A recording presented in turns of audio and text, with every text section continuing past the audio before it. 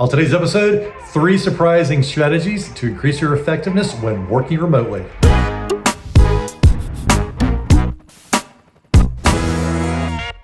Welcome back to my show where high achievers get productive, get promoted, and get the corner office. Make sure to like and subscribe because every Wednesday I release a new episode that will help you accelerate your career. So in today's episode, we're talking about 3 surprising strategies to help you increase your productivity and become more effective when working remotely. Now, a lot of people have transitioned into working remotely.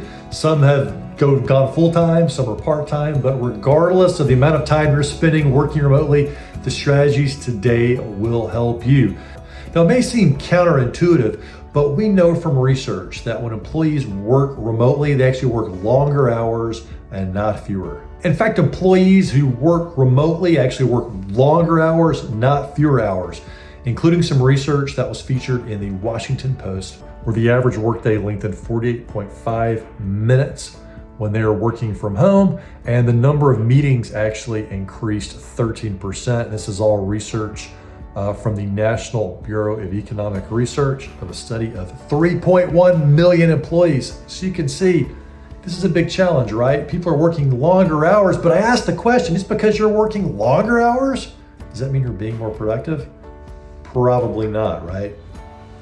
I myself worked longer hours for years in a remote environment, and I can tell you it didn't always increase my productivity. So the key is work fewer hours, but make those hours higher quality, or at least work your standard workday, but make sure that you're applying time and intensity to those work hours and intention to make sure that you're getting more productivity. So let's dig into the 3 tips for today. Number 1 is to create a clear vision for your workday. Now, this can work in the office, but it's especially important when it comes to working remotely. Amazon CEO made the famous quote that we are stubborn on vision, but we are flexible on details. And when it comes to getting the most from your remote working workday, we've got to keep that in mind. So set the vision for your workday. What are those high impact items that you need to get done? But be flexible on the details. And flexibility is what remote workers often have that often go underutilized. For example, you can create more margin in between your meetings. So many times people go conference call to conference call to conference call when working remotely because you're not actually having to physically walk between meeting rooms and talk to people before and after. So it's so tempting to just book yourself solid from back to back to back to back to back. Instead, try to create some margin. And when you create that margin or the open space between meetings, you can utilize that for taking notes and recounting what happened in the meeting and doing your follow-up items. Or in a remote working environment, you can even do things like do laundry. You can prepare a meal. You can go get some exercise and walk outside. You can actually pick up the phone and call somebody. You've got more time, okay, to actually get accomplished what you need to get accomplished in your professional and personal life. But you gotta be flexible on the details. One of my favorite ones that often surprises people is called delegate and supervise. And this comes up a lot around meal preparation. So say you have a kid that is at home and it is dinner time and you're trying to teach them how to cook at home, but you need to be on a call or in a meeting or maybe just listen to what's going on in a particular work activity of some sort. So you can actually be in the kitchen with your laptop or on the phone, okay, giving attention to that, but supervising your child who may be cooking, okay? Now, you're not gonna do this with a 2-year-old, but like a young teen, there are different ways to do this, right? But you can think about, you can be present. You can supervise a soccer practice, okay, where you're there. You wouldn't be able to coach, but you could actually participate by watching, but also get that work done.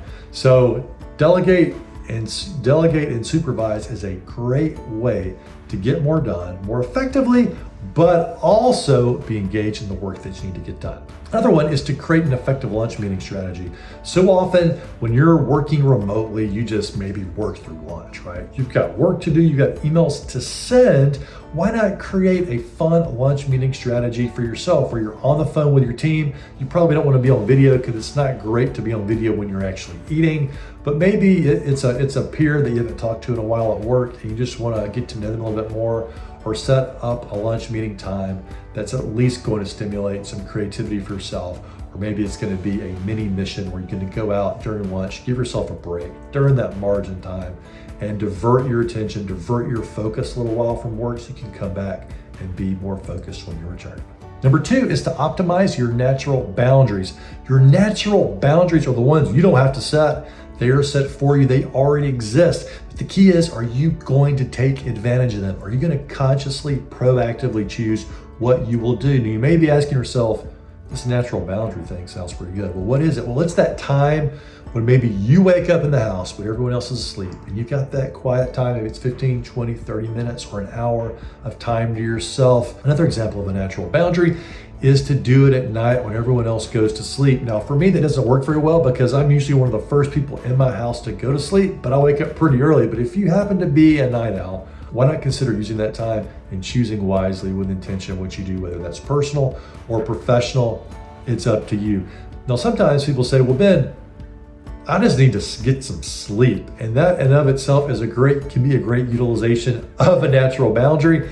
In fact, one of the greatest productivity hacks of all time is getting a quick power nap. That's right, a quick power nap. You might choose one of those natural boundaries or even a natural boundary between a meeting of margin that you put between those back-to-back calls to get a quick 15-minute nap. Notice how that refreshes you and can increase your effectiveness for the rest of the day. As we wrap this tip up, ask yourself the question, what will I do today when no one else needs me? Because that is your natural boundary. The key is just to consciously select something to put in that slot that's meaningful for you. Number 3 is to create a transition routine. When you're working remotely, it is so easy to go immediately from work to on to your next personal activity or to go into dinner and just immediately make that transition. Or maybe a lot of people that work remotely, as we talked about in the additional work hours that people that work remotely work, is that they don't transition at all. In fact, I've been guilty of this where you leave your computer laptop up all night in an available location in case you need to respond, which by the way, if it's open, you're probably gonna respond anyway. So let's create a transition routine. This is a powerful strategy that I can use that's so simple and it's available to anyone. So I'm gonna quickly walk you through a super quick transition strategy for your workday when you work remotely. Close your laptop, turn off the lamp, close your office door. This is what I do. This is available to you too, especially if you have a door in your office. If you don't, maybe there's a different way to do it. But there's something about that quick routine. It's kind of like when Mr. Rogers, he goes through the transition of changing his sweater and changing his shoes and all that at the end of his episodes. This is the same way for you, right? Give yourself that mental transition and notice how that helps you, most importantly, shut it down for the night. Now, why is this a productivity strategy? Well, it helps you recreate. That's right, recreate, which is recreating you, because you're gonna be a lot more refreshed tomorrow if you're able to get peaceful rest tonight. And having this transition strategy can be a huge benefit to you. Now, recently I was brought in to work with an executive team who is having some big challenges around burnout, and they were essentially burning the candle at both ends. Now, if you're not familiar with that expression, by the way, burning the candle at both ends, it comes from a long time ago when all the light that was available at night, other than the moon and the stars, happened to be related to a candle. And they, at that time, could not imagine burning a candle at both ends because it just seemed so wasteful. That's right, burning a candle with one wick, okay, but candles were expensive back then. If you were burning two ends, like if you had a wick on both sides, which most candles do if you lift it up, and you were burning it in both directions, you're essentially using up that light source too quickly, okay? So that's where this term came from. That's just a quick aside here from this. So creating a clearer vision, what they did was they created a shared worksheet, that's right. And they had one day listed right there, and each person had a little line, okay, by each day.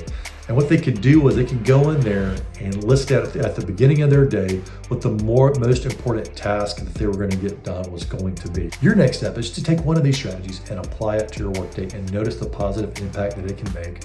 And then if that one's really working for you, go ahead and apply a second and third one.